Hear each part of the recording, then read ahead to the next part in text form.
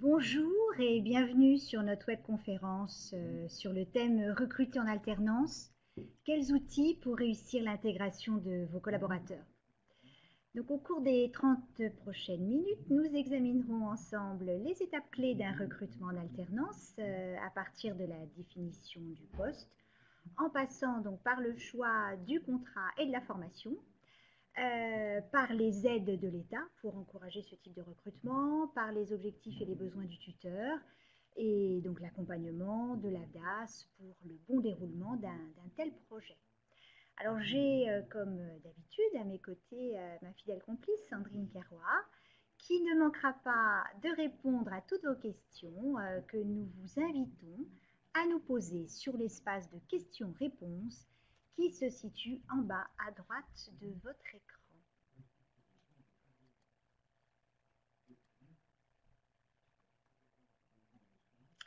Alors, avant de décider de faire appel à l'alternance pour pourvoir un poste, il s'agit de définir précisément le besoin de l'entreprise, donc en élaborant une fiche de poste qui va permettre de choisir le contrat, donc le mieux adapté au projet.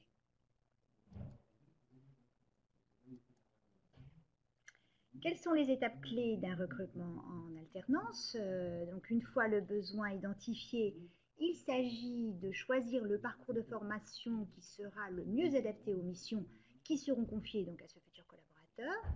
En fonction de la formation, donc vous saurez quel contrat en alternance vous est proposé, sachant donc qu'il existe deux contrats en alternance, le contrat d'apprentissage et le contrat de professionnalisation. Nous le verrons un peu plus loin. Donc certaines formations en alternance vous sont proposées par les écoles dans le cadre des deux contrats, d'autres seulement avec l'un des deux contrats. Donc nous verrons les caractéristiques respectives donc, dans une prochaine diapo. Alors, il s'agit de sélectionner le candidat que vous pouvez rencontrer donc, de multiples façons, soit à la suite d'une candidature spontanée, soit sur un salon de l'alternance, soit par l'intermédiaire des écoles qui vous auront contacté ou que vous aurez sollicité vous-même, donc soit par le Pôle emploi ou d'autres outils donc de sourcing web par exemple. Donc une fois le candidat sélectionné, vous devrez organiser son tutorat, c'est-à-dire donc identifier la personne référente qui l'accompagnera pendant toute la durée de son contrat. Et enfin, donc réfléchir à l'ensemble des conditions garantissant le succès de son intégration, à savoir son poste de travail, son environnement matériel, bureau, outils informatiques, téléphone, etc., etc.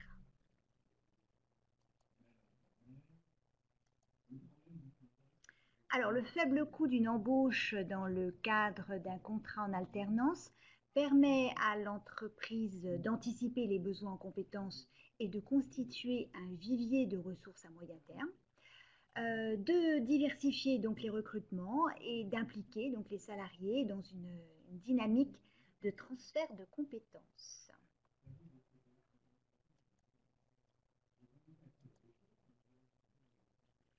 L'alternant qui passe par ce type de contrat découvre l'univers professionnel et est mieux armé donc, pour ses futures recherches d'emploi. Cette expérience lui permet de devenir autonome et de comprendre les attentes et le fonctionnement d'une entreprise.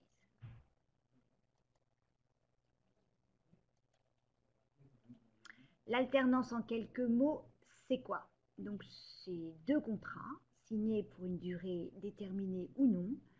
Le contrat d'apprentissage qui conduit à l'obtention d'un titre à finalité professionnelle et le contrat de professionnalisation qui peut conduire à plusieurs qualifications donc reconnues soit par le registre national des qualifications professionnelles, soit par une convention collective, soit par un CQP, donc certificat de qualification professionnelle, ou encore donc donner lieu à de la formation interne.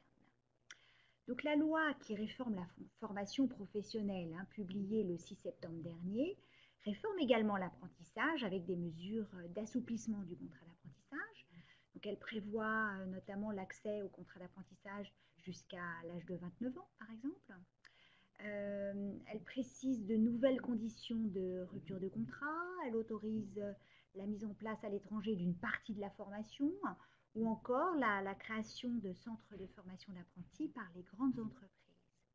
Alors pour l'heure, nous sommes dans l'attente des décrets d'application de cette loi qui vont orchestrer la mise en place de tout ça. Donc, wait and see. Ces deux contrats, le contrat de professionnalisation et le contrat d'apprentissage, seront a priori gérés administrativement et financièrement par votre futur OPCO, qui devra également être force de proposition pour accompagner les branches professionnelles dans leur réflexion autour des métiers, des compétences et des formations en alternance.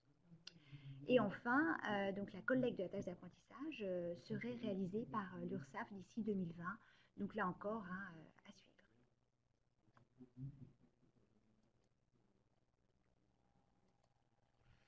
Depuis janvier 2017, les organismes de formation sont tenus de faire la preuve du respect des 6 critères du décret qualité.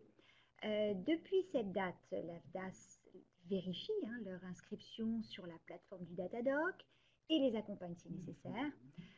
Donc l'inscription est simplifiée lorsque l'organisme possède un label qualité du CNEFOP. Donc là encore, la loi du 6 septembre modifie le schéma de contrôle du respect du décret qualité. Elle prévoit que l'accréditation des organismes de formation sera a priori délivrée par le COFRAC ou une instance donc, de labellisation reconnue par France Compétences. Donc là, a priori, c'est d'ici 2021. Point également à suivre.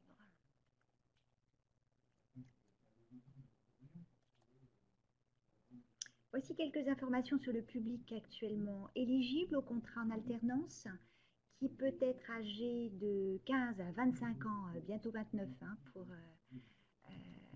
le contrat d'apprentissage, et de 16 à 26 ans, et à tout âge lorsque le candidat est demandeur d'emploi, pour le contrat de professionnalisation.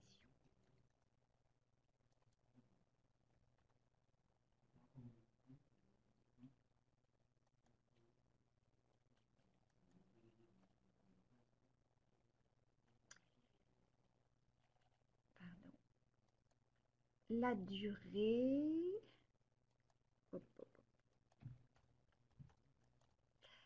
La durée du contrat d'alternance va de 6 à 36 mois pour l'apprentissage, 6 à 24 mois pour le contrat de pro. Les conditions de rupture sont actuellement différentes selon le contrat. Là encore, la loi les fait évoluer. Concernant le nombre d'heures de formation, il est au minimum de 400 heures pour le contrat d'apprentissage et de 150 heures pour le contrat de pro. Donc là, on verra s'il y a des évolutions envisagées. Et enfin, le salaire d'un alternant dépend de son âge, de son ancienneté ou de son niveau d'études initiales pour le contrat de pro. Donc voici un tableau récapitulatif que vous pourrez compléter, consulter donc, sur le site du ministère du Travail, dont je vous ai glissé donc, le lien.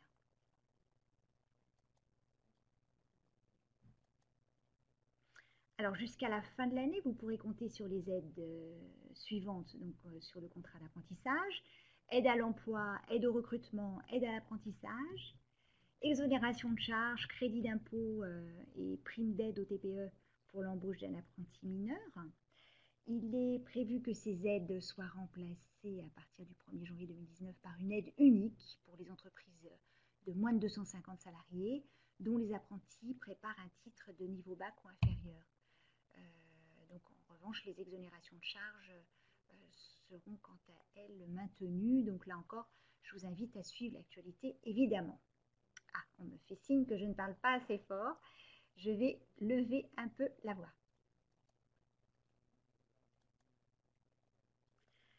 Pour le contrat de professionnalisation, vous bénéficiez de l'aide à l'emploi des travailleurs handicapés, de l'aide à l'emploi des salariés de plus de 26 ans et de plus de 45 ans qui sont cumulables, des exonérations de charges de la loi Fillon et de l'aide à la fonction tutorale, versée donc pour indemniser l'entreprise pour le temps que le tuteur va consacrer à l'accompagnement de ses nouveaux collaborateurs.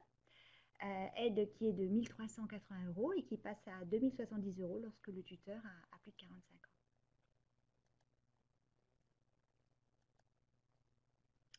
Un rapide focus sur cette diapo concernant les aides du Fonds PEPS, le Fonds national pour l'emploi pérenne dans le spectacle, donc qui est cumulable avec les contrats en alternance et qui donc ne sont en revanche pas négligeables. Hein, et donc j'invite les entreprises adhérentes à l'AFDAS qui peuvent en bénéficier à consulter là encore le lien que je vous ai glissé sur cette diapo.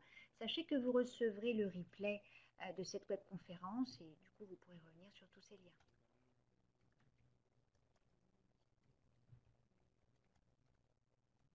Alors les ressources pour financer les actions de formation en alternance suivies en apprentissage ou en contrat de professionnalisation donc, sont différentes, hein, puisque ce sont actuellement les conseils régionaux et la taxe d'apprentissage qui financent les centres de formation d'apprentis et les entreprises et leurs cotisations au titre de la professionnalisation qui servent à financer les contrats de professionnalisation, en tout cas les formations mises en place en contrat de professionnalisation. Alors, la réforme de 2018 prévoit des modifications sur la collecte et des modifications administratives, hein, puisque l'URSSAF collectera la taxe d'apprentissage comme les cotisations formation professionnelle, et les futurs OPCO deviendront interlocuteurs uniques pour les deux contrats, mais là encore, à suivre au travers des décrets d'application que nous attendons normalement vers mi-novembre.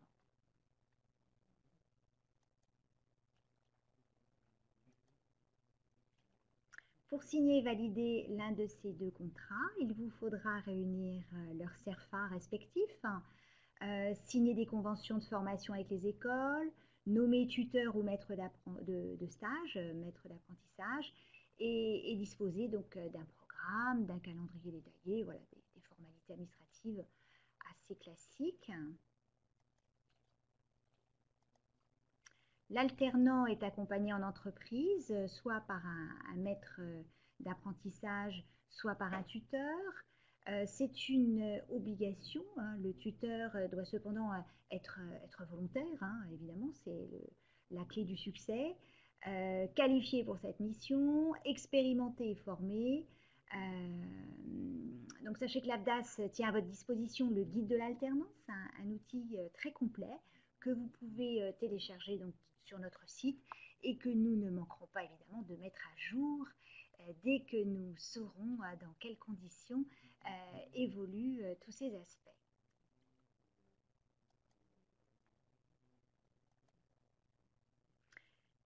Les objectifs du tuteur sont d'assurer la bonne intégration de l'alternant, de l'accompagner dans l'acquisition des connaissances et des compétences, d'assurer la cohérence entre la formation et l'expérience pratique, d'encadrer ses activités quotidiennes, d'évaluer sa progression, en vue évidemment d'adapter les activités qu'il lui confie.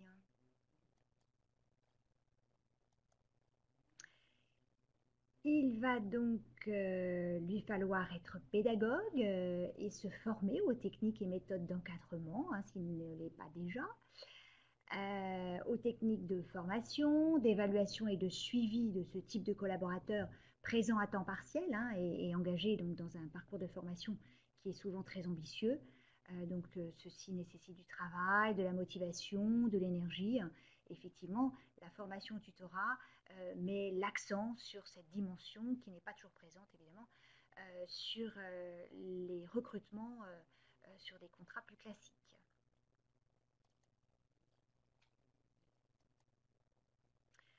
Le programme de formation proposé au tuteur doit lui permettre de cerner ses missions, planifier un parcours d'accompagnement, élaborer un référentiel d'activité professionnelle, créer des situations de travail formatrices, évaluer les acquis du formé et enfin donc lui apporter des outils d'encadrement et de communication. Donc évidemment, nous encourageons fortement le tuteur à suivre ces formations pour lesquelles l'AFDAS évidemment a identifié des partenaires et que nous prenons en charge intégralement dans le cadre des fonds de la professionnalisation.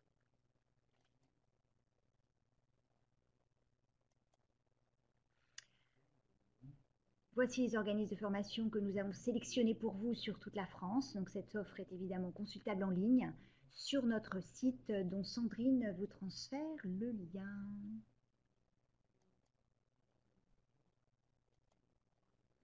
Pour vous soutenir et vous encourager à mettre en œuvre un tel recrutement, l'AFDAS vous accompagne notamment si vous avez besoin de conseils en ingénierie pédagogique. Nous vous accompagnons sur les formalités légales et administratives, sur la formation du tuteur, je vous l'ai dit. Nous finançons directement les écoles en votre nom, dans le cadre de la subrogation de paiement évidemment. Et donc, pour l'instant en tout cas, jusqu'à la mise en place de la nouvelle organisation, nous collectons la taxe d'apprentissage, qui sera effectivement collectée via l'URSSAF à horizon 2020 a priori.